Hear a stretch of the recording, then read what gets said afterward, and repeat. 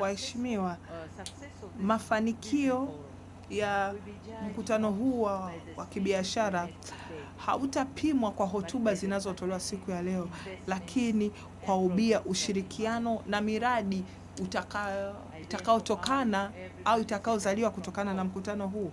Hivyo ninawahimiza washiriki kutoka serikali zote mbili, sekta binafsi, kuchukua nafasi hii na hii fursa na kukubaliana kwa ajili ya kuingia katika hatua za kiutekelezaji. Serikali yangu itaendelea kujitolea na kudumisha mazingira thabiti, yanayotabirika na rafiki kwa wawekezaji, yanayopelekea ushirikiano wa muda mrefu na uwekezaji wa kuwajibika. Tutaendelea kusikiliza, kufanya mageuzi na kuwa na uwezeshaji. Tanzania inaiona Singapore kama mshirika wa kimkakati, lakini daraja pia la kuingia Asia na minyororo ya kimataifa.